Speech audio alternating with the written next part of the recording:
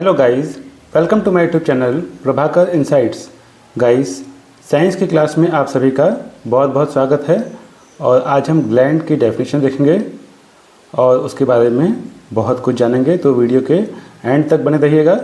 Okay, तो शुरू करते हैं आज का session. A gland is a group of cells. Gland क्या है? एक ग्रुप ऑफ सेल्स है और a secreting organ that excretes a chemical substance. काम क्या है इसका? केमिकल सब्सटेंस को एक्सक्रीट करना ग्लैंड का काम है। This substance can take the form of hormone. ये जो सब्सटेंस हैं किसका फॉर्म लेते हैं? हार्मोन्स का। स्वीट, सैलिवा, म्यूकस और acids. Either HCl acid in gastric glands. Glands are tasked with helping create the substance that they then secrete for further use or total elimination from the body। यहाँ पर आप image भी देख सकते हैं। और guys, मैंने पिछली वीडियोस में भी ग्लैंड के बारे में काफ़ी डिटेल में बताया है, तो उन वीडियोस को आप ज़रूर देख लीजिएगा ताकि आपको अच्छे से क्लियर हो जाए। आपको साइंस की प्लेलिस्ट में ग्लैंड की डिटेल वीडियो मिल जाएगी। Okay, the image shows the different ways that cells secrete substance. यहाँ पर इमेज शो की गई है, अलग अलग वे में किस तरह से सेल्स सिक्रीट कर रहे हैं सब्सटेंस को, यहाँ पर बताया गया है। ठीक है guys, now let's discuss the actual development of a gland. तो एक्चुअल डेवलपमेंट ऑफ ग्लैंड कैसे होता है इसको हम डिस्कस करते हैं। Each gland can be thought of as an ingrowth of the top layer of skin called the epithelium। हर एक gland जो टॉप लेयर की जो स्किन है उसे एपिथेलियम कहते हैं। It is the surface most layer of our skin. This growth is notably tubular and could start off as a column of cells और as a tabular pre structure. तो यहाँ पर हम जो मेन और इम्पॉर्टेंट टॉपिक है वो हम देखते हैं गाइस। देखिए यहाँ पर सबसे देखिए टाइप ऑफ ग्लैंड के बारे में हम आपको ऑलरेडी बता ही चुके हैं। तो जैसा कि मैंने आपको बताया कि आप पिछली वीडियोस में जाकर के देखिएगा तो आपको वहाँ पर काफ़ी डिटेल में मिल जाएगा। Types of glands. Glands are sectioned into two groups on the basis of their function. Endocrine glands excretes chemical such as hormone through the basal lamina of cells that travel through the bloodstream. Example of endocrine glands are the thyroid glands and pituitary glands, which play important role in preserving the homeostatic balance of the body. But endocrine glands are varied. Thyroid gland के बारे में देख लीजिए। देखिए thyroid glands mainly helps to regulate our metabolism. जो हमारी body का metabolism है उसको रेगुलेट करने में बहुत ही इम्पॉर्टेंट रोल प्ले करती है। And whittle body functions with release of TSH, T3 and T4 hormones. This gland is butterfly shaped. ये ग्लैंड कैसा होता है? जैसे तितली होती है ना, उस आकार का इसका शेप होता है। And located in the neck. कहाँ पर मिलता है ये ग्लैंड? थायराइड ग्लैंड जो है वो गर्दन की तरफ रहता है। Other functions it helps regulate are our breathing, our heart rate, our weight and our body temperature and so much more। तो इतने सारे functions होते हैं इनके। Next है pituitary gland is the size of a pea and is located behind our nose।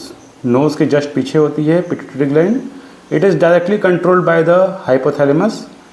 The pituitary gland is often called the master gland भी कहा जाता है इसको, pituitary gland को, because it releases a plethora of growth and stimulatory hormones that affect our thyroid, adrenal gland and sex organs, either prolactin which stimulates milk production, growth hormones for muscle and bone mass etc.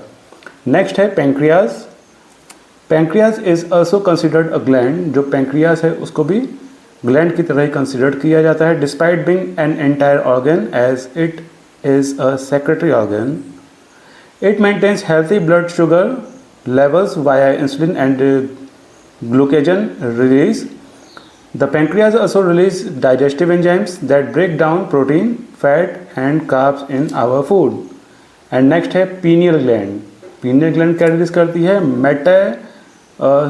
Melatonin. pineal gland जो release करती है वो है melatonin, which is involve in the sleep cycle.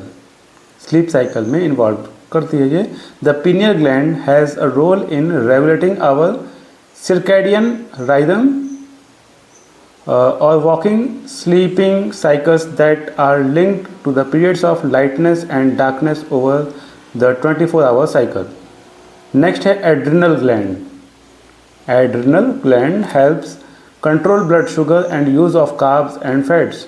They are located on the top of each kidney and release sex hormones and cortisol, which is stress hormones. Adrenal gland के ये functions होते हैं. Next है thymus. Is located between our lungs and is only active until puberty commences. It secretes hormones important for puberty and healthy immune system. जैसे puberty की जब stage रहती है तब ये thymus जो हार्मोन है, जो ग्लैंड है, वो काम करती है. Testes in males release the sex hormones testosterone despite lying freely in scrotum. It is connected to the body by a spermatic cord, which is highly innervated and connected to our blood vessels. Testosterone promotes sperm production and our sex drive. And next है ovaries. In females, produce estrogen, which promotes breast development and healthy periods. Estrogen initiates menstruation and the release of an egg each month. And then exocrine glands, on the other hand, use ducts to expel their material into an epithelial surface rather than bloodstream. This external surface can be our skin or even our GI tract. The material is always expelled onto the apical top surface of our cells. Major exocrine glands कौन से होते हैं? तो salivary glands contains amylase to help soften our food. Second, bile making glands of liver. And next है part of pancreas that secretes a pancreatic enzyme into the duodenum of the small intestine. Prostate glands help propel seminal fluid during ejaculation, and gastric glands digest our food, and sweat glands removes heat from the body. Everyday examples of glands. A gland that we are all perhaps painfully aware of is the sweat gland. Whether we sense them during a class speech or after a nice hour of exercise, we know that our sweat glands are close to the epidermis of the skin and secretes beads of moisture. There are two types of sweat glands. कौन से होते हैं? Eccrine and apocrine. ये दो type के sweat glands होते हैं. Eccrine glands are distributed throughout the bodies and secrete water-based moisture. It is our body's main way of cooling itself. Apocrine glands, on other hand, are those located in our armpits and perineal areas. Apocrine glands are known to pinch their secretion off into vesicles that then enter the lumen.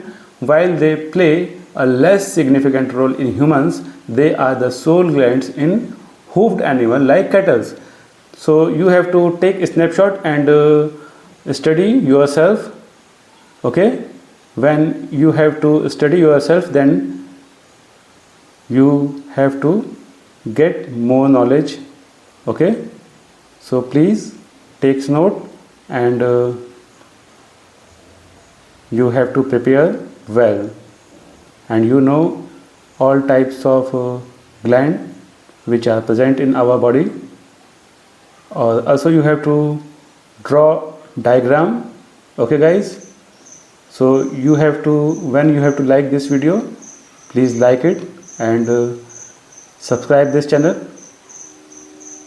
Okay guys, so guys, bye bye and take care to all of you. Thank you.